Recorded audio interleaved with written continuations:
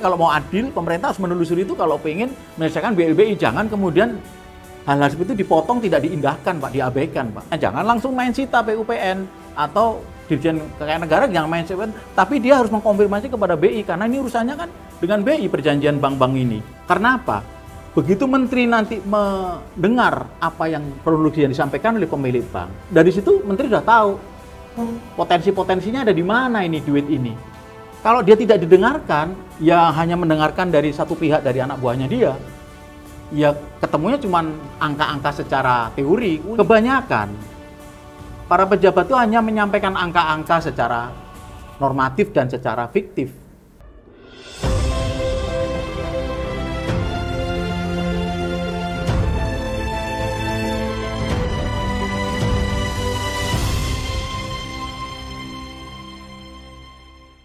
Pemirsa, berjumpa kembali di podcast Suara Patriot Nusantara bersama saya Rahman Sugidianto. Pada episode kali ini kita masih akan membahas mengenai sosok yang begitu fenomenal dan ditunggu-tunggu nih, sepak terjangnya. Siapa lagi kalau bukan Menteri Keuangan Purbaya. Nah, baru-baru ini Menteri Keuangan Purbaya banyak ditanyakan oleh wartawan mengenai masa depan Satgas BLBI. Maka dari itu sudah hadir bersama kita salah satu narasumber yang akan mengulas dari sisi hukum, karena beliau adalah seorang advokat. Mari kita sambut, yaitu Bang Edi Winarto. Terima kasih. Yes. Apa kabar, Bang? Baik. Selamat bergabung ya di podcast Suara Patriot ya. Ya, terima kasih. Mudah-mudahan bisa terus-terus nih mampir nih. Siap. Oke, mungkin sebelum kita mulai diskusi lebih lanjut, saya sedikit memperkenalkan ya narsum kita pada hari ini, bintang tamu kita hari ini, yaitu Saudara Edi Winarto, SHMH nih. Beliau ini merupakan seorang advokat dari KHP Law Firm, betul ya Bang ya? Betul. Tapi akrab disapa Bang Edo begitu ya? Karena beliau ini juga seorang aktivis begitu. Benar ya Bang ya? Iya, siap. Bang, kita langsung ini aja ya, mungkin ke topik yang kita usung pada episode kali ini nih, mengenai sepak terjang Menteri Keuangan Purbaya Yudi Sadewa. Memang banyak, sudah kurang lebih 1 bulan nih beliau menjabat sebagai Menteri Keuangan. Nah, untuk terkait kita akan membahas mengenai Satgas BLBI itu sendiri. Jadi Satgas BLBI ini kan sebenarnya udah bubar. Dari akhir tahun berdasarkan PP ya pembentukannya. Tetapi mulai ditodong lagi nih oleh jurnalis. Kira-kira masa depannya seperti apa? Nah, kalau dari pandangan hukum dari Bang Edo sendiri, sebenarnya Satgas BLBI ini layak dilanjutkan atau memang dibubarkan? Karena kata Menku Purbaya itu bikin gaduh aja gitu. Silakan Bang. Saya sebelum menjelaskan, saya sapa ke penonton juga. Sampai jumpa dan salam kenal. Jadi begini, saya termasuk sosok yang mengidolakan Pak Menteri Keuangan juga, Pak Purbaya Yudi Sadewa. Karena banyak sekali keputusan-keputusan, ide-ide, gagasan beliau itu bisa langsung, bukan teori ya, praktek, langsung menyentuh kepada masyarakat. Di antaranya dia tidak menaikkan pajak. Yang dulu rencana Menteri Keuangan yang sebelumnya akan menaikkan pajak, Pak Purbaya bilang menjamin. Bahkan beliau lebih mengutamakan membersihkan aparat-aparat di dalam, seperti pajak, petugas pajak atau bea cukai akan beliau optimalkan supaya tidak ada kebocoran anggaran. Namun dari banyak kebijakan yang dikeluarkan oleh Pak Purbaya yang belum lama jadi Menteri Keuangan, ada satu kebijakan yang memang membuat kita heboh, yaitu beliau tidak akan melanjutkan atau dia akan meniadakan Satgas BLBI atau kelanjutannya. Karena Satgas BLBI kan pada Desember 2024 sudah dibubarkan. Tetapi rencananya kan mau dibuka lagi dengan nama apapun, apa komite atau apa. Tapi Pak Purbaya sudah punya wacana bahwa Satgas BLBI ini tidak akan dilanjutkan. Artinya kasus atau masalah BLBI ini dianggap sudah selesai. Apa yang dipikirkan atau dilangkahkan Pak Purbaya ini menurut saya sudah benar. Karena sebenarnya kasus BLBI itu sudah selesai di era pemerintahan Ibu Presiden kelima, Ibu Presiden Megawati Soekarno Putri. Pada waktu itu Ibu Presiden Megawati membuat kebijakan pengampunan ya kan, pernyataan dari para debitor atau obligor dari BLBI, kalian akan diampunin dari tanggung jawab sebagai pengutang asalkan menyerahkan aset. Maka kemudian para obligor BLBI ini beramai-ramai menyerahkan aset kepada BBPN dan kemudian muncullah SKL, surat keterangan lunas, karena jaminannya adalah aset yang diserahkan kepada pemerintah atau negara. Itu pada pemerintahan Bu Megawati, ya kan. Namun ini sudah berapa tahun itu ya, Megawati tahun 2003 ya, pemerintah. Kemudian di menjelang pemerintahan kedua Pak Jokowi, ini ramai lagi. Saya nggak tahu sumber penyakit, tapi tiba-tiba di media itu menjadi ramai lagi ketika isu tentang Gajah Tunggal, grup Samsul Nur Salim. Masih ada kaitannya dengan waktu zaman Megawati ya? Iya, jadi waktu itu tiba-tiba isu BLBI itu dimunculkan kembali, kemudian dibumbu-bumbui dengan kasus Samsul Nur Salim pergi ke luar negeri, kabur, kemudian juga ada Tommy Soeharto dan sebagainya, macam-macam itu ya. Akhirnya menjadi isu liar dan menjadi isu rame di media sosial, dan ada tuntutan dari masyarakat. Saya nggak tahu siapa yang mendorong ini, tapi tiba-tiba ada tuntutan, ini ternyata uang BLBI ini triliunan, tapi selama ini tidak pernah bisa ditarik gitu kan. Seakan-akan BLBI itu sebuah kecurangan dari obligor atau dari pengusaha-pengusaha besar, mereka mau melarikan diri dari tanggung jawab BLBI. Dari tekanan publik ini, kemudian muncullah wacana-wacana dan kemudian muncullah pernyataan-pernyataan kalau negara itu bisa menarik BLBI mungkin tidak akan rugi dan sebagainya, APBN akan aman. Waktu itu sampai dinilai sekitar 300 triliun gitu kan. Dalam situlah kemudian ada pernyataan dari Pak Mahfud MD, kemungkinan akan dibentuk Satgas BLBI. Dan kemudian memang benar-benar dibentuk Satgas BLBI oleh surat keputusan Presiden dari Pak Presiden Joko Widodo. Itu kalau nggak salah berarti sudah 22 tahun mengendap, tiba-tiba dihidupkan kembali. Kalau saya melihat ini hanya semacam kalau dalam politik itu semacam pencitraan lah, istilahnya itu untuk mendorong popularitas di depan publik bahwa kita ini akan lawan BLBI. Karena saat itu BLBI itu seperti musuh bersama masyarakat. Sehingga ketika kita bicara tentang melawan BLBI, seakan-akan kita ini pahlawan atau kita orang hebat. Dan kemudian itu dipertontonkan ketika mereka menyita harta-harta para obligor ya. Padahal sudah sebenarnya pada era pemerintahan Bu Megawati kan sudah ditutup dengan SKL. Tapi kemudian merasa aset-aset BLBI ini harus diambil negara. Dan kemudian waktu itu rame mereka mengekspos penyitaan asetnya Mas Tommy Soeharto ya. Itu di Cikarang, di Kerawang sana. Mereka masang plang di sana, disita, kemudian dinilai dengan uang berapa triliun berhasil diselamatkan. Tapi faktanya tanah-tanah itu pun sulit dijual kan, karena BLBI ini kan kasusnya semrawut ya, semrawutnya apa? Karena aset-aset ini kan sudah dalam perjanjian-perjanjian, sehingga tidak bisa kemudian orang main ngambil aja tanah itu, kan sudah diperjanjikan dengan pihak ketiga ketika dijual oleh BPPN dan sebagainya, sehingga hanya bisa menyita, tetapi ketika menjual status tanahnya menjadi tidak jelas. Kalau menurut saya sih hampir sampai sekarang juga lelang-lelang BLBI itu mungkin banyak nggak laku, banyak nggak laku juga, gitu. Karena banyak masalah tadi. Itu yang menyebabkan kemudian ini menjadi gaduh dan kemudian seperti mencari-cari yang sudah selesai urusannya gitu Pak. Saya nggak tahu itu, tapi dalam analisa saya ya ini lebih cenderung karena waktu itu ada tekanan publik, kemudian ada pencitraan sehingga seakan-akan dengan menghantam BLBI itu kita ada seorang pahlawan, kita mampu menyelamatkan ekonomi negara dengan mengembalikan aset-aset BLBI. Kalau menurut saya sih sebenarnya BLBI itu sudah selesai di tahun 2003 ketika pemerintahan Bu Megawati dengan surat keterangan lulus, dengan banyak sekali waktu itu surat pernyataan APU, MRA, MSAA segala macam itu kan prosedurnya panjang itu. Dan semua aset-aset dikelola oleh BPN. Baru sudah dibeli oleh raksasa-raksasa aset-aset itu.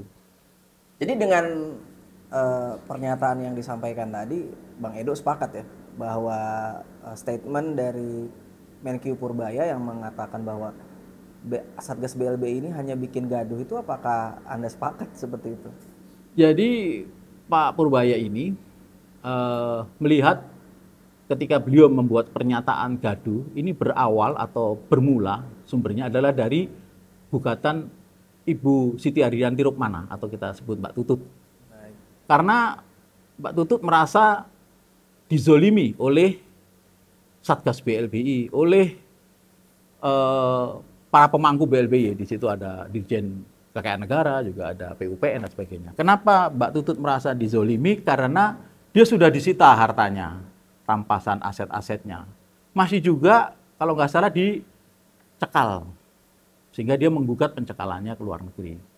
Maksud saya begini, kalau yang namanya hukum itu kan pro justisia, keadilan itu harus dilakukan oleh aparat penegak hukum, ya. Contoh misalnya untuk menyatakan mencekal seseorang, pencekalan itu bisa dilakukan oleh penyidik, mengajukan permohonan kepada imigrasi. Jadi di sini harus due diligence of law-nya itu jalan. Maksud saya ini kalau kasus hukum itu kan yang punya kewenangan kejaksaan atau kepolisian. Tapi saya nggak heran juga tiba-tiba Satgas BLBI seperti kepolisian, seperti kejaksaan bisa mengajukan pencekalan terhadap seseorang. Ya menurut saya sih terlalu naif ya. Artinya hukum kita gimana, kan selama ini hukum itu dilaksanakan oleh aparat penegak hukum. Aparat penegak hukum di kita kan adalah kejaksaan dan kepolisian. Artinya yang memiliki kewenangan untuk mengajukan pencekalan adalah kejaksaan, kepolisian dan KPK ya kalau dalam korupsi ya. Termasuk penyitaan kan sebetulnya itu adalah ranah pengadilan, tapi dalam beberapa kasus Satgas BLBI bisa menyita aset itu. Bagaimana tanggapan Bang? Nah, kalau soal penyitaan ini memang ranahnya itu dibikin semacam bypass dalam proses hukum yang terjadi.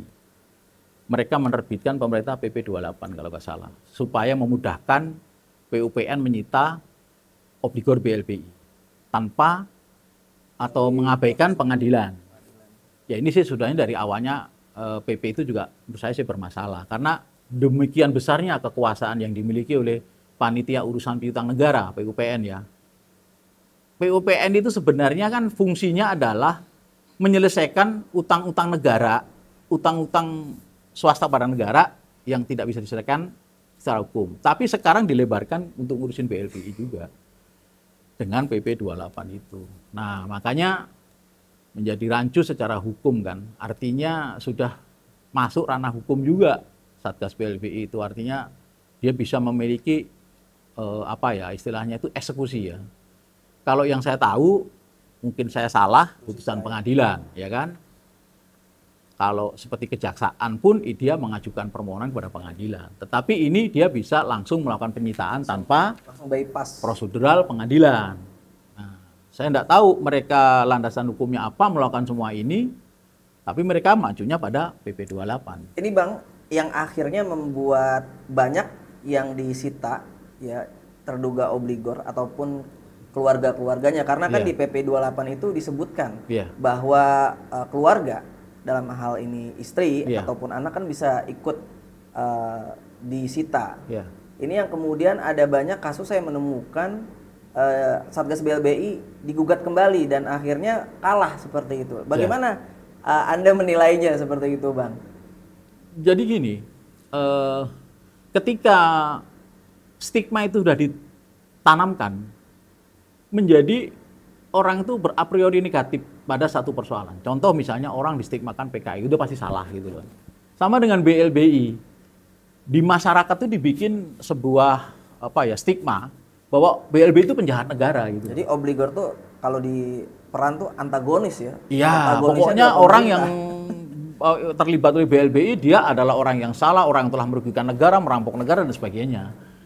Sehingga yang namanya proses-proses hukum itu kemudian kalah dengan opini-opini tadi, framing tadi, kalah. Sehingga kadang diambil jalan, misalnya contoh kalau misalnya seorang hakim nggak pro sama BLBI, nanti dianggap dia pro sama obligor. Jadi putusannya jadi tidak bisa independen gitu loh. Sehingga mereka dengan semena-mena mereka menuduh bahwa ia merugikan keuangan negara, kita sebagai aparat penegak hukum atau sebagai aparat negara harus menyelamatkan keuangan negara. Tapi mengorbankan rakyat gitu loh. Rakyat bagian dari negara ya. Iya, mengorbankan rakyat. Rakyat itu kan belum tentu bersalah gitu loh. Baik. Tapi sudah digebiahu ya, digeneralisasi. Seakan-akan kalau dia identik dengan pengutang BLBI dia adalah penjahat. Nah, itu persoalan. Nah, kita akan bahas mengenai BLBI itu sendiri. Yeah. Tadi saya melihat kayaknya Abang ngikutin banget ya BLBI. Mungkin dibanding saya gitu karena Abang mungkin menjadi saksi sejarah bagaimana mengikuti proses ini. Nah, mungkin bagi pemirsa juga nih buat sebagai informasi. Ini BLBI kan kejadiannya kan sebetulnya tahun 98 ya ketika terjadi krisis moneter. Ada juga berakibat transisi politik dari Orde Baru ke reformasi ya kan. Dan nampaknya ini tuh nggak selesai-selesai ya kan. Ya tadi disebutkan zaman Megawati sebetulnya udah di SKL, artinya sebetulnya ada itikat baik tuh dari presiden saat itu Bu Mega untuk selesai dan memperlakukan obligor memang dengan semestinya gitu. Tapi kalau sekarang kan kita melihat dengan framing-framing yang tadi Anda sebutkan, obligor seakan-akan sebagai dalam tanda kutip framing negatif ya, penjahat seperti itu. Nah, apa kira-kira yang menjadikan kasus ini nampaknya tidak ingin diselesaikan gitu, seperti itu? Ya, kalau saya punya pendapat, ini karena di framing di media. Bisa dilihat nanti di rekam digital. Jadi pada saat pemerintahan kedua Pak Jokowi itu, tiba-tiba muncul isu itu, BLBI itu. Saya juga nggak tahu. Tadinya sudah nggak ada isu Pak, BLBI. Orang sudah melupakan lah. Tapi nggak tahu di pemerintahan kedua, jelang Pak Jokowi selesai pemerintahannya, tiba-tiba ini muncul isu BLBI ini. Bahwa dia merampok negara, merugikan negara triliunan dan tidak efektif dan sebagainya itu dibuat cerita-cerita terus begitu sehingga kemudian itu dijadikan pijakan untuk pemerintah seakan-akan tertekan, seakan-akan ini ada duit gede di sini gitu loh, kita harus cari di sini gitu loh.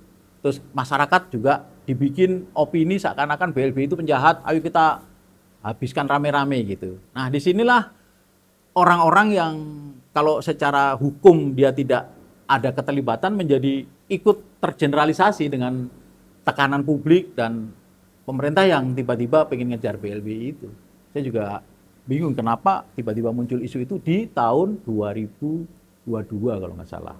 Ya dan nampaknya juga sekarang kan mulai mau dibangkitkan kembali nih isu-isu. Justru ini kalau menurut saya Pak Purbaya tidak terpengaruh oleh tekanan publik, dia lebih berpikir jernih. Maka dia bikin nggak usah lagi kita lanjutkan BLBI ini. Karena apa? Bikin gaduh aja. Karena apa? Aset-aset kan sudah diserahkan ke BPPN. Udah lama sekali. Sama BPPN udah dilelang. Ya kan? Sudah selesai. Memang misalnya antara biaya BI untuk mengamankan liquidnya bank ketika saat itu ditarik rame-rame itu besar ya. Mungkin asetnya tidak seimbang atau sebagainya. Tapi persoalannya bukan soal tidak seimbang atau seimbang, tetapi memang dari harga pasaran saat itu mungkin jatuh. Berarti harus penilai asetnya. Kemudian menilaikan aset. Ketika aset itu dijual, apakah transparan menjualnya? Sehingga seakan-akan konglomerat-konglomerat yang pemilik bank itu masih dianggap punya utang oleh negara. Jadi saya mendengar ya dari beberapa obligor, ini jaminan aset ini tadi kan sudah diserahkan, tetapi nampaknya tidak berkurang tuh. Tidak berkurang jumlah hutangnya seperti itu. Ya itu karena tidak transparan pada saat itu. Ya, pada saat itu tidak transparan. Mereka melelang asetnya bank yang dalam perawatan BPPN, dilelang. Tetapi nilainya kecil. Nah, bagaimana penilaian appraisalnya pada saat situasi ekonomi lagi tidak baik saja kan pasti harga pasti murah gitu loh. Tapi mereka kan dapat harga mahal, mungkin di situ bermain. Yang dapat diuntungkan juga banyak maklar-maklar jual asetnya ini. Nah, ketika dianggap kurang utangnya itu, maka dibuka lagi sekarang. Dan yang saya kasihan itu, akhirnya merembet ke aset-aset yang tidak ada dalam jaminan pada saat pihak obligor ini meminta bantuan BI untuk dapetin BLBI untuk menganukan banknya yang kolaps itu. Karena penarikan besar-besaran ras, mereka butuh dana segar untuk menyerahkan kembali tabungan deposito nasabah kan dia dibantu oleh BI. Tapi sekarang dikejar lagi aset yang di luar yang sudah diserahkan pada saat era Megawati. Jadi kan ini seperti pemiskinan lah padahal menurut saya itu tidak adil sih karena proses hukumnya itu harus dijalankan dengan terbuka, dengan transparan apa yang terjadi gitu. Berarti selama ini nggak transparan nih? Tidak transparan. Bang, ini mungkin buat pemirsa juga informasi. Jadi terkait BLBI ini, kalau dari kacamata hukum, ini sebetulnya masuk ranah memang hanya perdata biasa, atau memang ini bisa masuk ke pidana, atau mungkin ada masuk ke aspek-aspek hukum lain gitu, seperti itu. Bagaimana dari kacamata Anda sebagai praktisi hukum? Kalau saya melihat, jadi dalam hukum itu kan ada dua kalau pandangan saya. Ada namanya hukum teknis dan ada hukum yang dipengaruhi oleh kekuasaan, oleh politik. Saya lebih cenderung BLBI ini kan hukum yang dipengaruhi oleh kekuasaan, bukan hukum teknis. Kenapa saya bisa katakan begitu? Karena pada saat itu dikucurkan pun menjadi latar belakang pengucuran BLBI itu juga faktor politis, Pak. Pada saat itu Indonesia kolaps dan IMF memerintahkan agar bank ini disehatkan dengan dikasih likuiditas oleh Bank Indonesia, ditekan oleh IMF. Artinya ini secara hukum sulit kita bicarakan teknisnya ini karena ini sudah bermain di ranah politik. IMF menekan kepada Indonesia, lu kalau pengen nggak kolaps dolarnya dan sebagainya, lu harus iniin bank-bank ini disehatkan semua. Otomatis BI harus ngucurin dana besar-besaran kepada bank-bank yang ditarik duitnya nasabah rame-rame itu kan. Dari sisi itu kan secara hukumnya kita susah untuk bicara ini pidana atau perdata karena ini kan kepentingan negara, Pak. Negara ekonomi saat itu tahun 98 kalau nggak segera diamankan begitu, ekonomi kita bisa kacau balau, Pak. Maka kemudian kita kan ngikutin apa saran dari IMF karena kan pada saat itu kita menjadi pasiennya Pak IMF. Berarti kita harus ngikutin apa yang menjadi rekomendasi dari Lembaga Dana Keuangan Internasional ya. Disitulah baru BLBI itu dikucurkan oleh Bank Indonesia atas rekomendasi IMF dan itu juga pasti atas persetujuan dari kepala negara saat itu, Presiden Soeharto kan. Nah kalau sekarang ditarik menjadi faktor ini perdata pidana, ya pemerintah menggunakan pola kamu punya utang sama saya, berarti kan urusannya perdata. Tapi dia juga bisa menggunakan hukum juga pidana dengan melibatkan Kejaksaan Agung untuk menekan para obligor BLBI dengan mengatakan ini utang, kamu utang sama saya, kamu harus bayar utang sama saya, itu loh. Itu berarti kan bisa perdata, tapi kalau dia nggak bayar bisa juga pidana. Unsur pidananya mungkin lebih ke merugikan negara, atau korupsi, ya kan, merugikan keuangan negara. Kemudian kalau faktor perdatanya ya, kamu udah tak kasih duit, kamu balikin duitnya. Oke, baik Bang Edo. Jadi kita akan lanjutkan diskusi ini mengenai memang apa yang dilakukan oleh pemerintah saat itu memang ada instruksi ya, mengikuti anjuran ya dari IMF atau yang kita kenal letter of intent ya. Beberapa poin salah satunya adalah itu untuk penyelamatan perbankan nasional ya. Iya, ya salah satunya sekarang yang sedang kita dalami ini adalah BLBI. Dan tadi juga disebutkan sama Bang Edo bahwa kasus BLBI yang nampak seakan-akan tidak selesai ini ada juga dalam prakteknya, dalam praktek hukum ini Anda sebut tidak begitu transparan ya. Tidak transparan dalam pandangannya sehingga apa yang disampaikan Menkyu Purbaya itu menjadi relevan bahwa buat gaduh.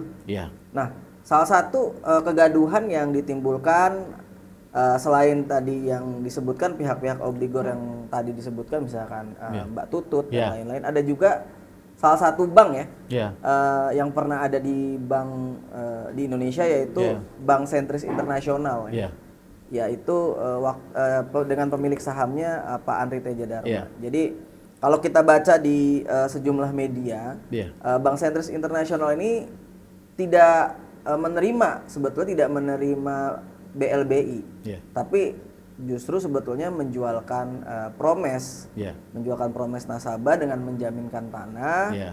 Namun uangnya ataupun bantuan BLBI itu tidak diterima sebetulnya. Dan fakta-fakta itu akhirnya muncul di pengadilan saat Bank Sentris digugat di PN Jaksel tahun 2000-2002 di PT dan akhirnya menggantung hingga kemarin Satgas BLBI ini membuat gaduh. Akhirnya benar kata Bang Edo, bukan hanya dalam perjanjian itu dalam hal ini objek-objek yang dijaminkan, tetapi juga akhirnya harta pribadi milik Andri Teja Dharma dan keluarga disita. Bahkan ada lagi Bang. Jadi salah satu mantan pemegang saham Sentris anak dari Jenderal TB Silalahi, yaitu Paul Banwara Silalahi, almarhum yang sudah meninggal, kini kan istrinya. Dia punya rumah di Bandung, itu juga ikut kena. Padahal Paul Banwara Silalahi atau yang akrab disapa Coki Silalahi ini, tahun 97 sudah keluar dari sebagai pemegang saham sentris. Tapi oleh Satgas BLBI asetnya itu diblokir gitu. Nah, dari kacamata hukum, ini bagaimana Bang Edo menilai kasus Bank Sentris Internasional dengan mantan pemilik sahamnya Andri Teja Dharma? Seperti itu. Jadi gini, dalam kesempatan ini saya bisa katakan dan saya berpandangan bahwa tim BLBI atau Satgas BLBI atau PUPN itu tidak memiliki kompetensi atau penelaahan yang lebih detail tentang masalah BLBI. Sehingga mereka itu mengeneralisasi persoalan. Mereka harus meruntut sejarah BLBI dulu supaya mereka paham. Sehingga tidak terjadi malpraktek atau penyalahgunaan kekuasaan terus dengan seenaknya menindak siapapun tanpa melihat dasarnya. Pada saat BLBI itu dikucurkan dan kemudian bermasalah dan muncul BBPN dan kemudian ditagih, itu seluruh bank itu mengikuti petunjuk atau mengikuti arahan dari BPPN, kecuali 2 bank. 2 bank itu tidak ada masalah dengan BW, sehingga ketika dia juga dimasukkan, dia menggugat ke pengadilan. Kenapa dia menggugat ke pengadilan? Bank Sentris ini ya. Karena sebenarnya hubungan hukum atau perjanjian kerjasama antara Bank Sentris dengan Bank Indonesia itu adalah perjanjian untuk jaminan nasabahnya atau promes.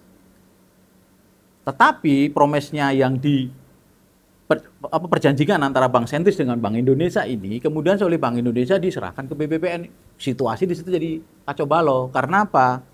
Ini kan perjanjian antara Bank Sentris dengan Bank Indonesia, bukan perjanjian Bank Indonesia dengan BPN. Kalau yang tadi memang dia mengakui, bank-bank yang lainnya saya mengakui mengambil duit dari BLBI, maka saya ngikutin arahan atau petunjuk dari BPPN. Tapi untuk Bank Deka dan Bank Sentris, karena dia tidak menerima BLBI dan tidak merasa bukan bagian daripada obligor tadi, dia ya tetap pandangannya bahwa kami berjanji dengan Bank Indonesia itu dalam rangka penerbitan promes, ya kan? Kemudian oleh BPPN diserahkan ke Kejaksaan Agung dan diajukan ke pengadilan. Tetapi Pak Andri selalu menang di pengadilan negeri, di pengadilan tinggi, karena dia memang tidak bersalah ya. Dia memenangkan kasus ini. Baru kemudian sudah 16 tahun, 2022 itu tiba-tiba ada kasasi Mahkamah Agung yang menyatakan Pak Andri kalah. Tapi itu kan masih meragukan ya, karena saya bingungnya gini. Ini kan kasus hukumnya kan dari 2006 ya kalau nggak salah ya. Tapi tiba-tiba kasasinya munculnya 2022. Berapa? 16 tahun. Cukup lama menurut saya kasasi ini. Teknis saya nggak tahu ini kasasi kok lama. Nanti perlu kita tanyakan ke ahli hukum dari Mahkamah Agung, ada kasasi 16 tahun baru terbit atau bagaimana. Nah, landasan hukum yang dipakai oleh BPPN ini untuk apa ya istilahnya menyita atau merampas Pak Andri ini menurut saya cacat hukum ya, atau tidak sesuai dengan ketentuan yang berlaku, bukan due diligence of law, karena dia menggunakan rujukan putusan Mahkamah Agung yang itu sendiri oleh Mahkamah Agung tidak diakui apakah itu putusan itu ada putusan eksekusi apa bukan dan sebagainya. Nah disinilah kerancuan-kerancuan itu terjadi, sehingga kalau kita bicara tentang pandangan hukum ini jadi agak apa ya, maksudnya itu tidak adil gitu loh. Apakah karena ini masuknya tadi yang Abang sebutkan, hukum kekuasaan seperti itu, bukan karena hukum teknis tadi? Ya, cuma gini kekuasaannya. Jadi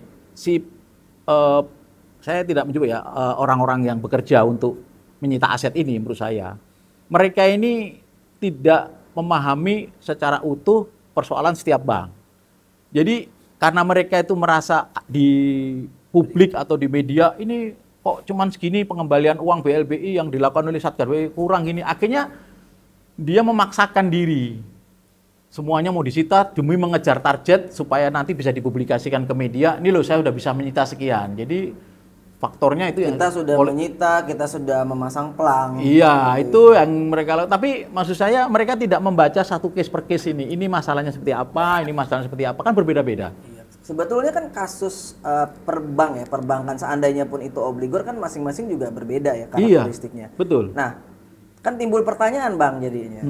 Mengapa Satgas BLBI ya ataupun pihak-pihak terkait ya PUPN itu tidak mau mendalami gitu kasus ini dan langsung menyamaratakan seperti itu. Dan itu Abang sebutkan tadi ini kan kalau kita bicara hukum kan kita harus tahu nih kronologisnya seperti apa gitu ya kan, karena ini kan bukan mengenai status ya, ini sangat penting sekali terkait status obligor, apalagi kalau kita melihat Dirjen Profil Kepala Satgas BLBI yang juga merangkap sebagai Kepala PUPN, Dirjen Kekayaan Negara, ini kan beliau ini orang hukum juga sebetulnya ya. Nah kalau menurut Abang apa kira-kira, apakah ini memang hanya keengganan ataukah ini memang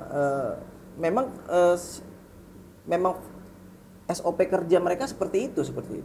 Jadi kalau menurut saya gini, hukum saya melihat dalam kasus BLBI yang belakangan ini muncul lagi, itu hukum sudah dipengaruhi oleh politik. Jadi sehingga munculnya seperti ini.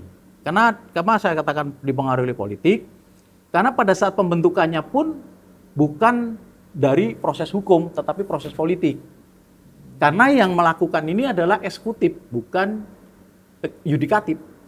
Baik. Pada saat Satgas BLBI dibentuk, kebijakan penyitaan perampasan aset, itu yang melakukan pemerintah. Dalam satu rapat kabinet, dibentuklah antar departemen untuk persiapan menyita ini. Kalau dibilang ini memakai proses due diligence of law, harus dari pengadilan dong. Kasus BLBI ini boleh atau tidak oleh pengadilan untuk ini. Tapi ini prosesnya kan dari pemerintah. Sehingga kalau saya ngelihat ini ya, pemerintah itu seperti kejar tayang, Pak. Dia berpacu dengan waktu. Karena kan saat itu Pak Jokowi tinggal berapa tahun ya jadi presiden. Sehingga mereka ngejar waktu itu kan habis itu ada Pilpres. Saya yakin ketika pemerintahan berganti, pasti kebijakan itu berganti. Karena ini sudah dilatar belakangi oleh hukum yang dipengaruhi oleh politik. Beda kalau ansi hukum, dia akan terus ada. Tapi karena politik, nanti penguasa yang baru tidak akan, juga belum tentu akan respon dengan persoalan ini. Karena ini bukan urusan hukum murni, tapi ini dalam rapat kabinet, mereka ingin cari duit dari BLBI, bagaimana cara merampas harta-hartanya para obligor. Itu semua ditentukan oleh pemerintah, bukan oleh aparat penegak hukum, oleh pengadilan, oleh kejaksaan atau kepolisian, enggak ada itu. BLBI berawal dari sana munculnya, tapi berawalnya dari pemerintah. Sehingga ketika pemerintah ini yang selalu berganti. Nanti habis Pak Jokowi siapa pemerintahnya, sekarang Pak Prabowo. Artinya mereka hanya punya waktu sampai 2024 udah sibuk Pilpres, Pak. Betul. Sehingga saya lihat kebijakan BLBI itu hanya kebijakan sesaat, kebijakan politik, bukan kebijakan hukum. Karena dia dikejar waktu pada saat pemerintahan ini. Pemerintahan setelahnya apakah menterinya juga akan respon dengan BLBI? Belum tentu juga, Pak. Tentu juga. Jadi karena ini sudah dibawa ke ranah politis, jadi ini yang membuat kasus ini seakan-akan juga dipaksain dan nggak ada ujungnya seperti itu ya, Bang. Ya makanya saya punya pandangan ujungnya nanti adalah penguasa yang baru, rezim yang baru. Ketika dia tidak merasa menjadi ide atau inisiator, buat apa dia lakukan? Karena tidak ada manfaatnya. Baik, Bang, kita akan balik lagi ke kasus Bank Sentris Internasional ya. Kalau yang beredar di sejumlah media dan pernyataan pemegang saham Andri Teja Dharma itu kan mengatakan bahwa surat-surat SK lelang, surat penetapan hutang yang dimiliki ya oleh menjadi dasar dari Satgas BLBI ataupun Kementerian Keuangan untuk menyita aset milik Andri Teja Dharma saat ini, aset pribadi dan anaknya. Ini kan banyak yang sebetulnya paradoks ya. Misalkan dalam surat Kementerian Keuangan dasarnya adalah misalkan disebut audit PKPS.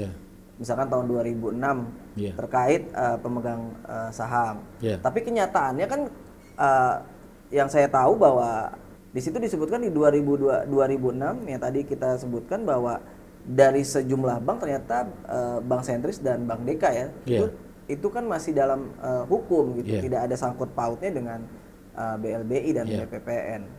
Nah, dan masih banyak lagi sebetulnya, misalkan kayak tadi putusan MA yang disebut MA itu sebetulnya tidak meragukan. MA mengatakan itu tidak pernah terdaftar. Dan saya pun melihat begitu bahwa dari dokumen kasasi yang diusung oleh Kementerian Keuangan, ternyata itu banyak tidak sinkron. Misalkan kalau misalkan PT-nya itu PT dari kasus Bank Sentris itu kan udah 20 tahun silam, misalkan itu tertanggal 4 April misalkan.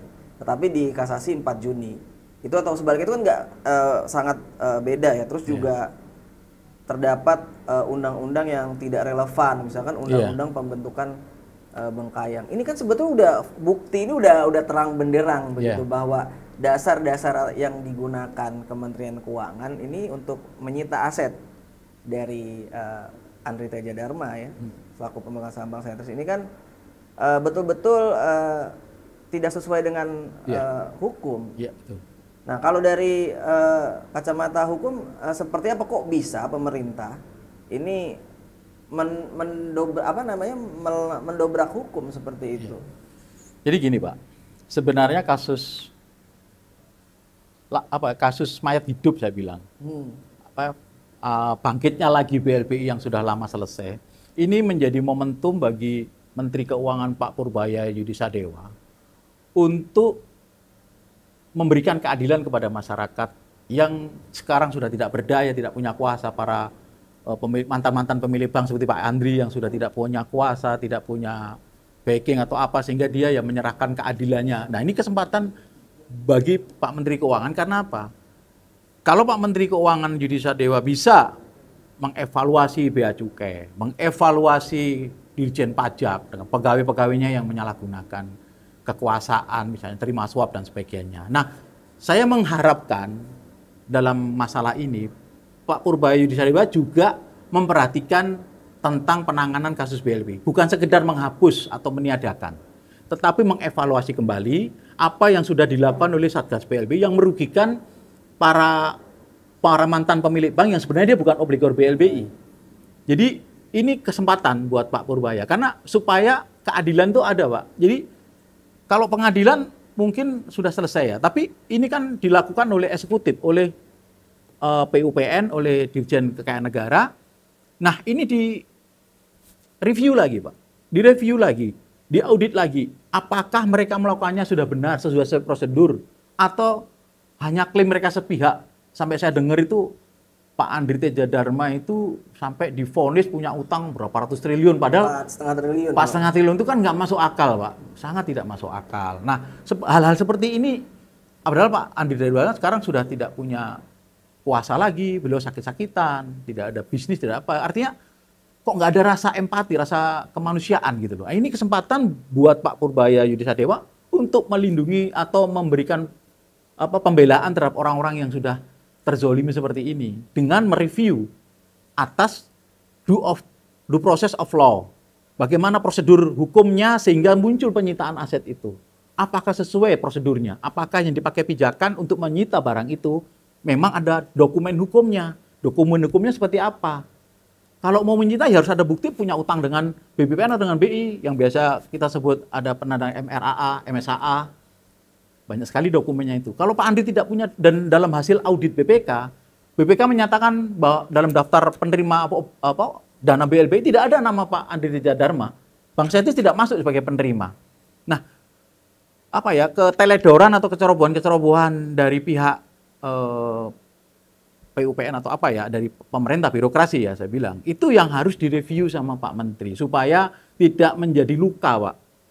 Dan ini bukan hanya Pak Andri kalau saya lihat. Mbak Tutut pun jadi korban. Teman sampean tadi yang dari Bandung juga jadi korban. Artinya tidak satu orang. Berarti kesalahan ini pasti terjadi. Ini yang saya harapkan dengan hormat dalam media podcast ini. Mohon Pak Menteri Keuangan untuk mereview tindakan-tindakan yang dilakukan oleh Satgas BLBI, Dirjen Kekayaan Negara, dan PUPN, Panitia Urusan Piutang Negara. Apakah mereka dalam menyita aset ini dilakukan dengan benar, sesuai prosedur hukum yang berlaku? Mereka punya hak untuk menyita hartanya atau aset. Jadi ini aset yang disita bukan aset yang ada kaitannya dengan pinjaman bank, tapi aset rumah pribadi Pak Andri yang tidak ada kaitannya dengan bank. Ini menurut saya sangat kejam lah, sangat zolim. Ini yang menurut saya Pak Purbaya harus mereview atau memberikan perhatian. Keduanya, saya memohon kepada mantan pemilik bank yang pernah dizolimi seperti ini untuk membuat laporan juga. Betul. Kan Pak Purbaya membuka lapor Pak itu, media untuk dia bisa menerima masukan. Nah, masukkan ke lapor Pak supaya kita tahu bahwa tidak semua orang itu menerima BLBI kalau dia mantan pengelola bank, sehingga ini clean gitu loh Pak. Tidak ada lagi orang yang tidak merasa terima BLBI tapi dia hartanya disita. Ini kan zolim Pak. Dan ini Bang, ini kan sekarang aset-aset yang sudah disita ini kan sudah ada beberapa yang sudah dilelang. Yeah. Tetapi yang anehnya adalah dalam dokumen lelang yang saya dapati ya, saya terima. Lelang tapi dokumen-dokumen tidak ada pada penjual. Dalam hal ini berarti tidak ada di KPKNL, ya kan? Yeah. Ini kan tentu menjadi sebuah kejanggalan ya. Yeah. Anda menyita dan Anda berani melelang, tetapi dokumen-dokumennya tidak ada KPKNL. Dan ini kan juga tentunya akan menimbulkan kegaduhan baru gitu. Ketika misalkan ada yang berminat membeli ya kan, dan ternyata nggak ada dokumennya. Kalau memang dia benar-benar mau membeli gitu kan, memang pasti akan harganya pasti sangat miring nih, murah nih. Tetapi kan saya yakin juga nggak ada yang mau juga nih beli seperti ini. Kalau dari pandangan Anda melihat proses pelelangan yang tanpa adanya dokumen asli ini seperti apa, Bang? Jadi saya sebagai advokat atau pengacara punya filosofi, Pak, kepada klien-klien saya atau kasus-kasus yang saya tangani. Saya menemukan satu kesimpulan dalam diri saya, itu juga hampir mirip dengan filosofi agama, bahwa setiap orang di awalnya berbuat salah, maka kebelakangnya akan salah terus. Jadi sebuah kesalahan atau kejahatan itu terjadi ketika kita dari niatnya, mens reanya, niatnya sudah nggak bagus, maka kebelakangnya nggak akan bagus. Contoh kita misalnya beli mobil harganya murah, tiba-tiba kita ketipu ternyata mobil bodong. Karena niat kita jelek, mau dapat harga murah padahal barangnya bukan. Sama dengan kasus Pak Andri ini. Ketika niatnya dari aparat-aparat ini salah, maka kesininya akan kacau. Ketika dia motivasinya atau mens reanya hanya untuk mengejar target supaya bisa diperhatikan rakyat, saya mengenani BLBI, tanpa melihat benar dan tidaknya, dan dia melakukan kesalahan-kesalahan, itu kesalahan itu akan terus terjadi. Karena gini, misalnya dia menyita, kan dalam penyitaan itu kan ada aturannya, dia melanggar aturan. Misalnya ada putusan pengadilan, ada dokumen peralihan dan sebagainya. Dokumen akte, misalnya tanah ini ada aktenya. Aktenya di mana? Kalau dia caranya salah, dia nggak akan dapat aktenya itu. Dia jual aset tapi nggak ada aktenya. Jadi orang nggak bisa beli. Itu yang saya bilang proses hukumnya salah. Tapi kira-kira bakal ada yang beli? Ya nggak ada lah Pak. Karena proses hukumnya salah Pak. Itu yang saya belajar audit hukum di situ. Ketika orang melakukan sesuatu pekerjaan tidak prosedural, pekerjaan itu salah dan akan menimbulkan masalah. Tapi maksudnya tidak proseduralnya ini ditunjukkan oleh penyelenggara negara ya dalam hal ini. Iya, karena apa? Dia menyita, tapi dokumennya tidak ada. Dia hanya nyita fisiknya tanahnya, tapi dokumen ada. Berarti kan dia, ibarat saya bilang, bahasanya agak berat sih. Apa ya, kayak merampas itu seenaknya, perampok atau apa itu. Jadi ini orang punya tanah, dia ambil dengan tiba-tiba. Ya nggak mungkin bisa terjadi. Notaris juga nggak mau mengalihkan peralihan hak ini dengan motivasi seperti itu. Saya bilang tadi, ketika awalnya melakukan salah, kalau dengan baik-baik, ya pasti akan terjadi baik-baik, perubahan. Kan aset itu kan perubahan kepemilikan, Pak. Ketika dilakukan dengan tidak baik, dengan sengketa, nggak akan selesai itu, Pak. Tapi ketika dilakukan dengan baik-baik, ada kesadaran dari pemilik awal dan kesadaran dari pemilik baru, maka timbullah kesepakatan, timbullah peralihan hak. Di sini ketika dia paksain aset itu dia ambil, dia nggak akan mendapatkan akte itu. Akte tetap milik orang ini, dia yang sah, dia nggak merasa bersalah. Tapi oleh BPN kan diblokir. Ya itu karena permohonan saja, tapi dia tetap tidak akan bisa mendapatkan dokumen itu, Pak. sudah sering terjadi dalam kasus pertanahan, saya sering nanganin. Kalau ada sengketa biasanya diblokir di BPN. Bahkan kan ada berita, ada 2 desa di Jawa Barat ya, di Bogor, ini menjadi jaminan BLBI. Itu kan keteledoran kecerobohan itu kan, ya kan? Dan akan merugikan. Karena gini Pak, makanya Pak Purbaya bilang itu gaduh dan tidak akan menghasilkan optimal. Yang dimaksud dengan tidak menghasilkan optimal, dia secara fisik bisa ngambil, tetapi secara hukum dia tidak punya hak, karena dia melanggar hukum ketika mengambil itu, Pak. Sama dengan sampean punya tanah, sampean punya sertifikat, tiba-tiba saya ambil. Ya tetap hukum akan berpihak kepada sampean, Tuhan pun akan berpihak kepada sampean, karena sampean tidak salah apa-apa, tiba-tiba tanahnya diambil.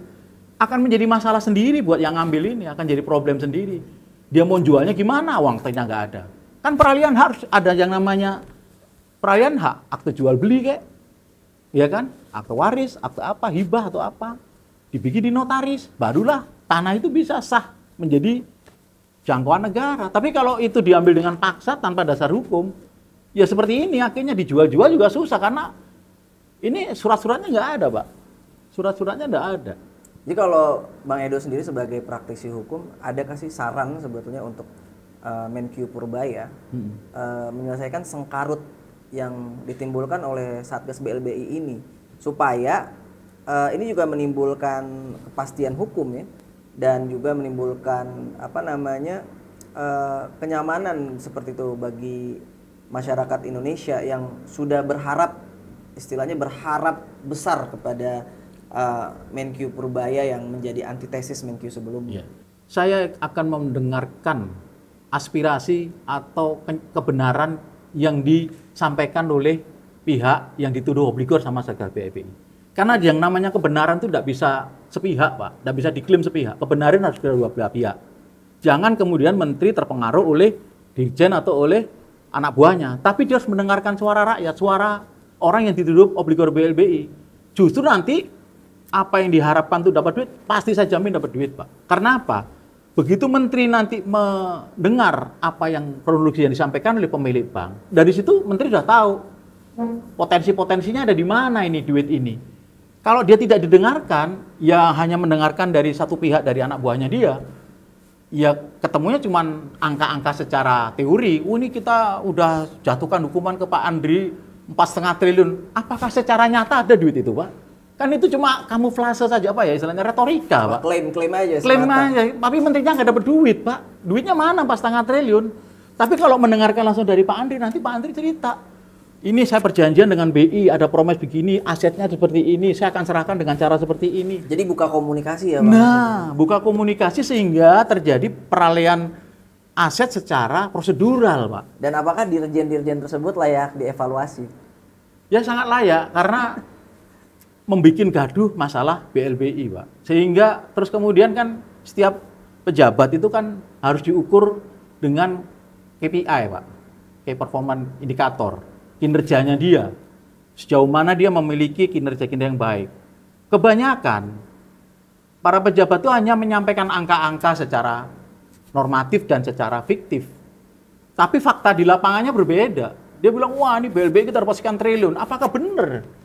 Ada segala itu angka, Pak. Kenyataannya itu nggak bisa dijual, tetap aja tanah sengketa atau ada biasa masalah itu tanah sengketa itu, sehingga tidak bisa dieksekusi. Tetapi dia mengaku atau membuat laporan kepada pimpinan atau para menteri, kita berhasil menyita sekian, berhasil menyita. Kita kan pekerjaannya bukan menyita, tapi bagaimana mengembalikan keuangan negara. Kalau menyita saja kan belum tentu juga bisa dieksekusi menjadi pemasukan buat negara. Tapi kalau Pak Menteri berkomunikasi dengan orang-orang yang dituduh obligor padahal dia adalah teknis perbankan, dia perjanjian dengan BI secara teknis, kan bisa ditelusuri asal muasalnya ini kemana, duitnya kemana, sehingga optimalisasi bisa terdapat, keadilan juga diperoleh karena mereka tidak dizolimi, Pak. Ini luar biasa menarik apa yang Bang Edo usung, ini sebuah win-win solution sebetulnya untuk kita semua dalam menangani kasus BLBI. Bang, nampaknya tadi gagasan-gagasan yang Abang usung tadi, saran-saran untuk Menkyu Purbaya ini merupakan sebuah win-win solution ya buat pemerintah dan obligor lah ataupun pihak-pihak yang terkait, agar semua bisa merasa tenang dan tidak merasa ada yang rugi ya, dirugikan dari kasus ini semua, apalagi kasus ini sudah puluhan tahun. Yeah. Nah kalau kita bicara terkait BLBI, sebetulnya kan ini bukan hanya Menq, ya kan, Kementerian Keuangan dan obligor gitu, bank-bank yang menerima aliran BLBI. Tapi kan di sini juga ada peran BI. Tapi nampaknya kita tidak mendengar nih adanya komunikasi ataupun panggilan yang dilakukan pemerintah terhadap Bank Indonesia sebagai sebetulnya aktor turut dalam BLBI ini gitu, aktor utama dalam BLBI ini.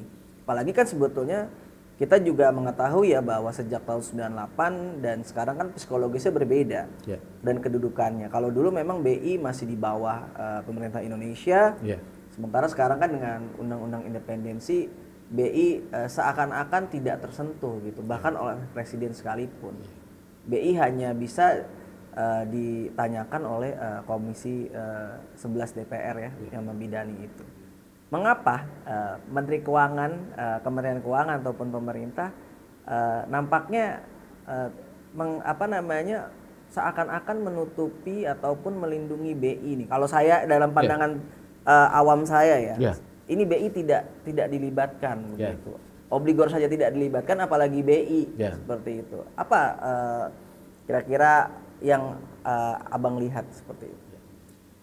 Jadi kalau kita pengen melihat tentang kasus BLBI itu, kita membuka sejarah, menelusuri lagi sejarah. Kebetulan saya sebelum menjadi advokat, saya adalah seorang wartawan juga. Baik. Pada saat BLBI itu sedang rame-ramenya, saya kebetulan meliput di Bank Indonesia juga. Saya berdiskusi dengan almarhum Pak Paulus Topo, berdiskusi dengan Pak almarhum Heru Budianto, tokoh-tokoh yang selama ini menangani bank untuk kerja IMF. Waktu itu menjadi orang kepercayaan pemerintah untuk menangani masalah itu. Nah kebetulan beliau-beliaunya sudah meninggal. Sehingga pada saat bank-bank ini terjadi perjanjian dengan BI, maka ada yang, nah kayak misalnya kasus Bank Sentris ini dilakukan pada saat itu kan.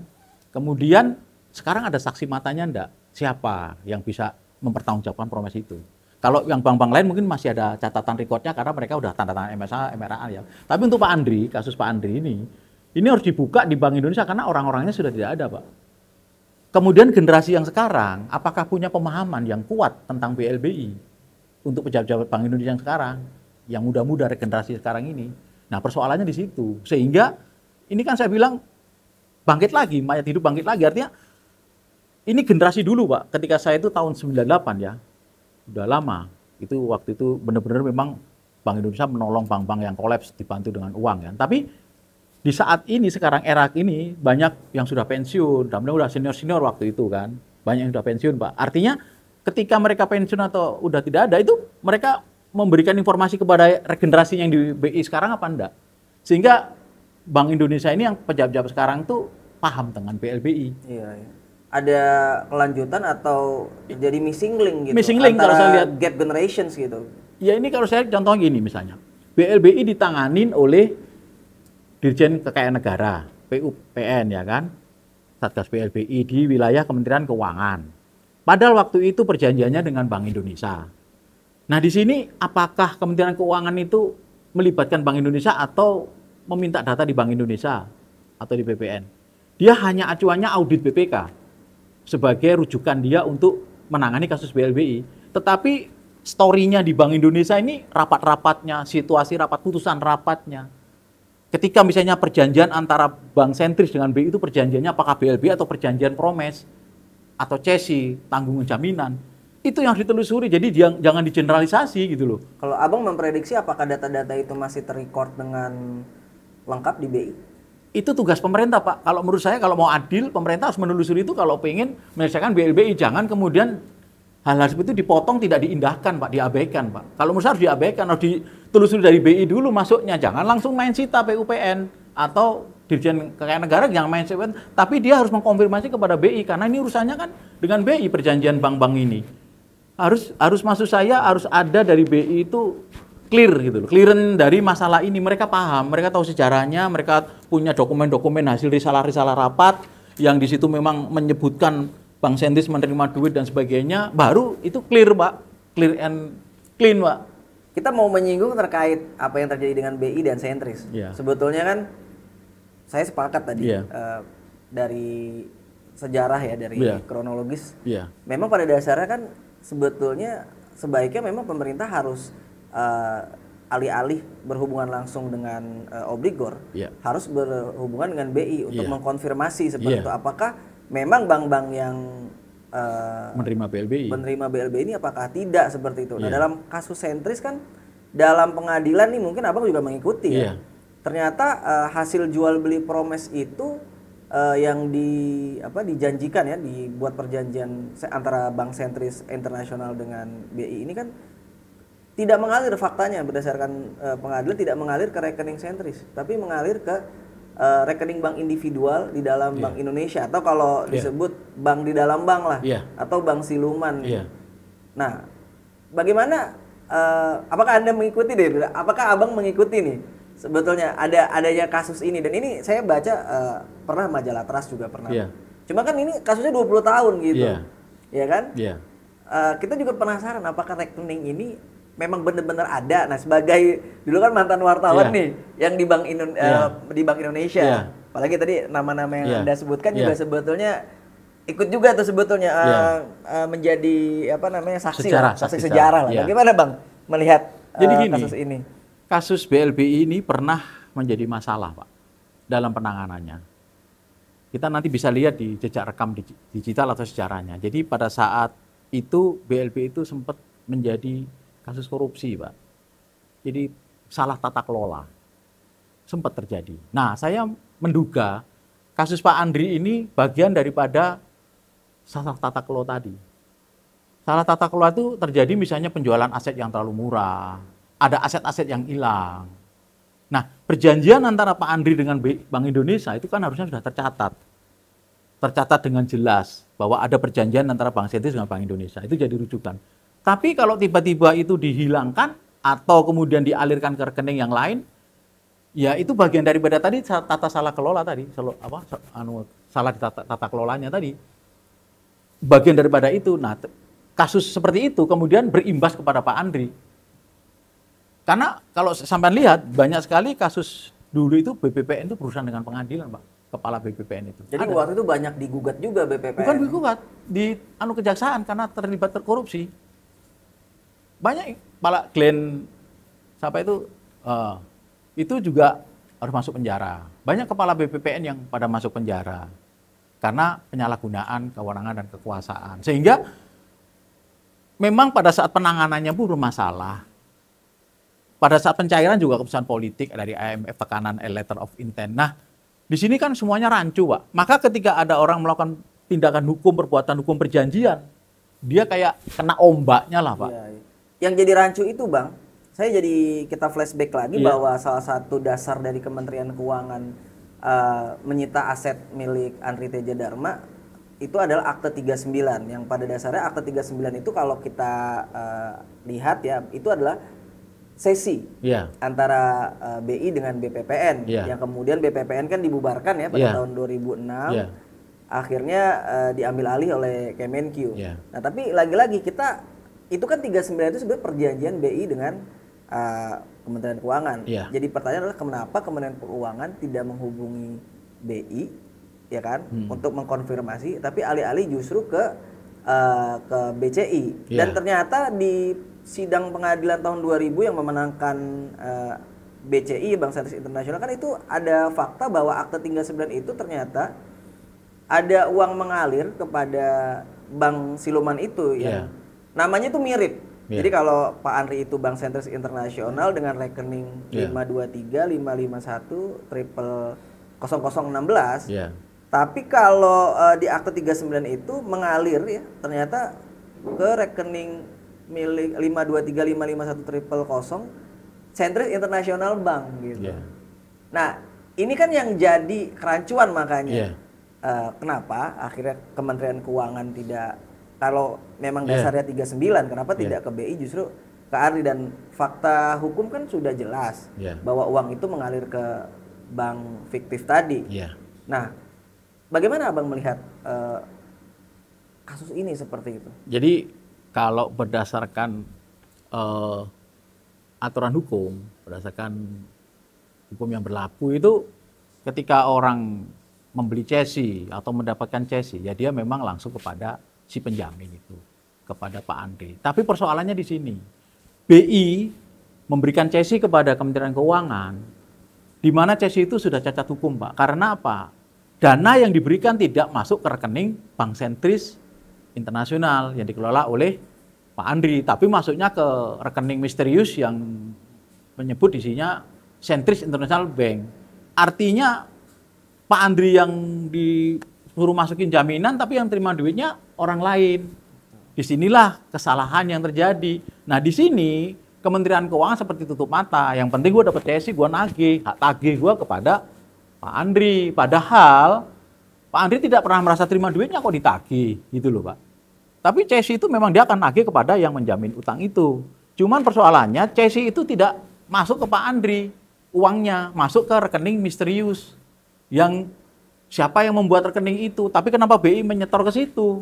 Itu masa saya bilang, kalau mereka kasus ini jangan kita apa ya istilahnya hitam putih. Kacamata kuda lah. Iya, tapi kita telusuri kenapa Pak Andri kok tidak menerima ini, karena dia merasa tidak salah. Baru kita telusuri kenapa tidak salahnya, ada uang yang masuk ke rekening lain, jadi itu ditelusuri Pak. Sehingga di sini clear Pak, jadi semua pihak saling puas, saling tidak ada lagi dusta di antara kita. Jadi, kamu kenapa, duitmu apa? Saya nggak terima duit, coba ditelusuri rekening itu. Rekening Bank Seluruh Indonesia, dia tak ada, dia tahu. Dia punya sistemnya yang menjaga rekening-rekening itu, tinggal dibuka. Kalau memang mau transparan.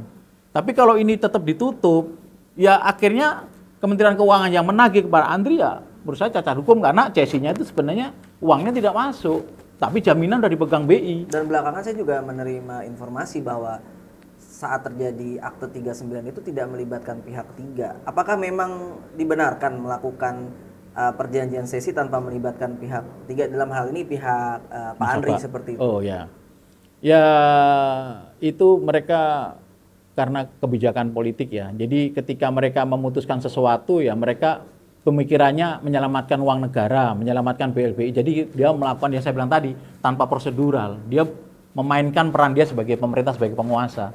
Seharusnya mereka mendengar juga rakyat ini, Pak Andri ini. Masalahnya seperti apa? Jangan karena dia punya kuasa, dia bisa membuat kebijakan-kebijakan yang terus misalnya antara BI sama Kemenkeu tiba-tiba mengklaim begini.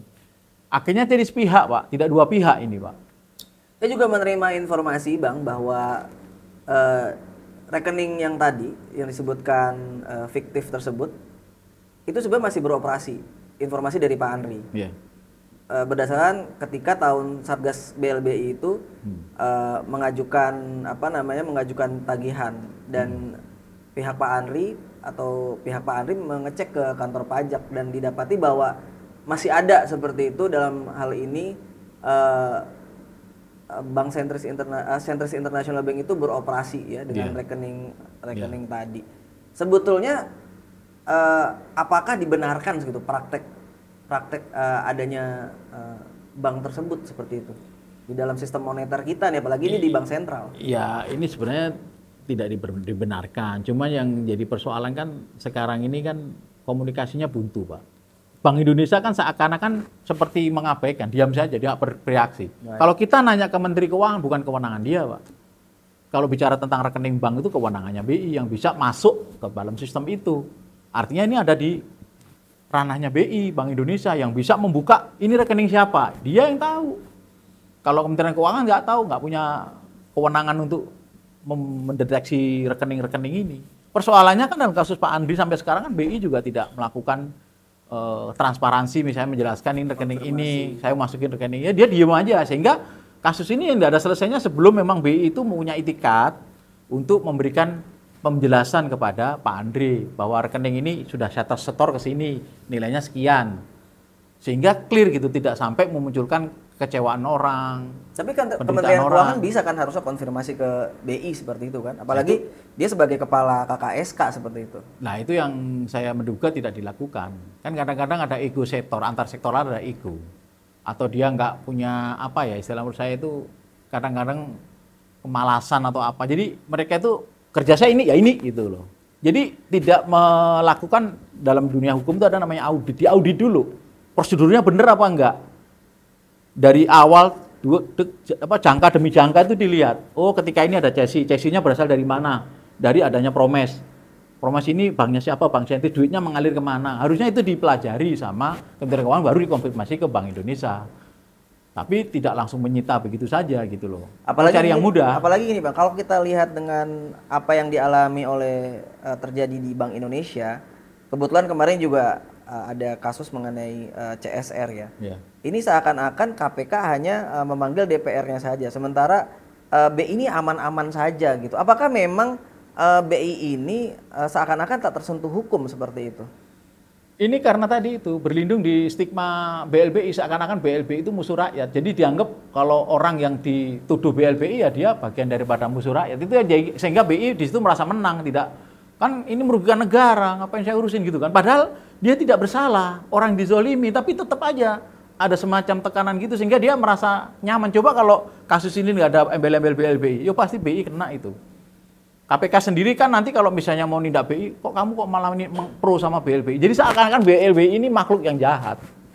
Sehingga ketika orang mau melakukan goodwill untuk menangani masalah bank dalam bank tadi dan sebagainya itu, seakan-akan dia justru malah dicurigai, Pak. Kamu ada apa kok tiba-tiba bela BLBI? Kan ini fatal udah begini. Jadi kalau dari penjelasan atau diskusi panjang kita nih pada episode kali ini bukan masalah obligor itu jahat ataupun BI itu pahlawannya, bukan ya? Di sini tidak ada pahlawan, tidak ada penjahat seperti itu. Ini hanya opini masyarakat aja. Jadi kebijakan negara itu kan selalu kalau masyarakatnya udah benci ini ya kita jangan bela ini. Jadi seperti itu, kayak zaman dulu Orde Baru, orang kalau salah dikit PKI udah langsung dikucilkan. Kayak sekarang obligor BLBI, kamu kok bela BLBI, jadi seakan-akan salah bela obligor BLBI karena dianggap musuh tadi. Padahal ini harus edukasi ke masyarakat. Kalau orang itu jadi korban hukum, nggak ada kaitan BLBI dengan merugikan negara itu nggak, karena dia memang benar-benar orang yang tidak salah. Tapi kemudian dia kena framing, kena narasi bahwa dia musuh rakyat, merugikan rakyat. Abang kan sebagai mantan wartawan ya Bang ya. Ini melihat framing-framing tadi gitu. Apalagi kalau saya melihat nih, Satgas BLBI ketika mengeluarkan press release ini kan satu arah seperti itu. Makanya misalkan ambil kasus Pak Andri ketika ada press release atau rilis dari Satgas BLBI itu kan mengeluarkan hak jawab kepada beberapa media gitu. Nah ini apa pandangan Abang melihat media-media yang saat ini seakan-akan hanya menyampaikan satu pandangan saja dari pemerintah tanpa cross check dulu, apalagi ini kan kasusnya sangat sensitif seperti itu. Ya itu tadi, media itu latah Pak. Ketika rame-rame orang memusuhi BLBI ya, dia dengan gencarnya menulis BLBI ini merampok negara, BLBI ini merugikan negara ekonomi jatuh gara-gara itu dibentuk-bentuk seperti itu sehingga tidak memberi kesempatan pada obligor itu untuk mengklarifikasi bahwa saya bukan bagian daripada itu. Semuanya itu di-generate Pak. Jadi akhirnya jadi korban orang-orang yang tidak bersalah Pak. Dia menjadi korban oleh framing media. Nah, orang-orang yang berjuang untuk BLBI, mau melawan BLBI, dia malah jadi pahlawan, Pak. Makanya dimanfaatkan untuk popularitas. Kalau dia bisa saya sita itu harta BLBI ya, dia seakan-akan pahlawan. Ya sita itu BLBI yang mana? Ini orang nggak terima BLBI, duduk BLBI kan jadi repot juga, Pak. Banyak loh orang-orang jadi korban seperti itu, Pak. Salah satunya Pak Andri ini. Kalau saran saya, ini momentum buat Pak Purbaya direview, dijadikan mana yang benar, mana yang salah. Jadi jangan menjadi wilayah yang merugikan orang, merugikan rakyat seperti Pak Andri, dan akan menjadi penderitaan selama-lamanya dia. Di negara akan berdosa gitu, Pak. Karena tidak mau memperbaiki ini, memulihkan masalah ini. Dia tetap aja kekeh bahwa ini obligor BI merugikan negara. Kalau dia nggak terima duitnya kan kasihan, Pak. Saya melihatnya, Pak. Tapi ini ada statement ya dari mantan Menko Polhukam ya, Prof. Mahfud MD, yang mengatakan Satgas BLBI ini sudah mengembalikan uang negara sekitar mungkin 41 triliun. Dan pernyataan Menko Purbaya yang buat gaduh dalam beberapa media disebutkan Prof. Mahfud menyebut Menko Purbaya ini tidak mengikuti kasus BLBI. Apakah Anda pendapat dengan pernyataan Begini Mahfud Pak, MD? kalau menurut saya kita lihat itu manfaatnya Pak daripada rugi yang dilakukan. Apakah dengan adanya isu-isu BLBI ini kemudian negara akan diuntungkan Pak? Enggak juga Pak. Menurut saya itu hanya pendapat pribadi yang mencoba untuk mengarahkan masyarakat seakan BLBI itu musuh-musuh bersama yang harus kita jadikan musuh, terus nanti kita kalau menyita mereka kita akan kaya. Itu pandangan salah. Dan itu kemudian dijadikan popularitas dia untuk meraih popularitas untuk kepentingan politik, kepentingan pemilihan presiden segala macam. Sehingga seakan-akan dia pro rakyat dan musuh BLBI, seakan-akan konglomerat itu penjahat. Itu yang fatal itu pandangan-pandangan. Ini fatal itu. sekali ya. Dan untungnya kita punya sosok seperti Pak Purbaya yang dia tidak gampang apa ya istilahnya itu tergiring oleh orang-orang ini Pak. Dia bersikap bijak, objektif, tidak mau aku ditarik ke arah ranah politik yang mereka ingin memanfaatkan isu BLBI sebagai tembakan mereka. Padahal ia hanya mengeluarkan isu tapi prakteknya gagal, Pak. Gagal total. Jadi kira-kira menurut Abang di Menteri Keuangan Purbaya ini optimis gak? Kira-kira penanganan BLBI ini akan mencapai win-win solution lah atau titik temu lah. Kalau saya melihat pasti, karena ini udah perintah dari Pak Presiden Prabowo. Pak Presiden Prabowo juga gerah mungkin melihat ini kok rame, tapi secara pemasukan APBN nggak ada gitu kan. Jadi ya hanya rame di media aja, gaung-gaung gitu. Tapi secara keuangannya, kayak misalnya kasus hukum korupsi itu kan bisa negara bisa nyita. Ini nggak ada ini Pak. Ini hanya angka-angka di publikasi, tapi secara faktual barang-barang itu tersita terlelang apa ya laku gitu Pak. Nah ini yang akhirnya dievaluasi. Cuma maksud saya jangan sekedar evaluasi kemudian dibubarkan atau dihapus, tetapi direview supaya orang-orang yang tidak terlibat itu dibersihkan nama baiknya Pak. Baik, termasuk Pak Andri Teja Dharma. Iya, supaya beliau menikmati masa tuanya dengan tenang, tidak istilahnya dituduh yang dia tidak melakukannya Pak. Kasihan hukum itu akan menzolimi dia Pak. Padahal hukum itu kan untuk mencapai keadilan dan kebenaran, tapi dipakai untuk membuat orang itu menderita sampai seumur hidup, dikasih utang 4,5 triliun, nggak masuk akal itu Pak. Yang dia tidak terima sama sekali. Iya. Baik, terima kasih banyak Bang Edo atas waktu dan kesempatannya. Mudah-mudahan nggak kapok ya. Iya, siap. Mudah-mudahan sering-sering mampir ke podcast kita. Iya. Dan para pemirsa, demikianlah diskusi kita mengenai Satgas BLBI dan problematika yang ada ya menyertai dalam perjalanannya. Jadi kita juga jadi mengetahui nih kronologis BLBI dari apa yang Bang Edo sampaikan. Kita ketemu lagi di episode berikutnya. Saya mohon maaf apabila ada kata-kata yang salah. Kritik dan saran bisa kalian sampaikan di komentar, dan terima kasih banyak Bang Edo, sukses selalu ya. Sukses selalu Pak. Mudah-mudahan kita bertemu lagi di kesempatan selanjutnya. Sampai jumpa, salam Suara Patriot Nusantara. Ya silakan diminum lah. Aduh, luar biasa Bang. Kita jadi insightful tadi. Tapi tadi menarik tuh, ternyata Abang dulu memang di BI ya. Iya.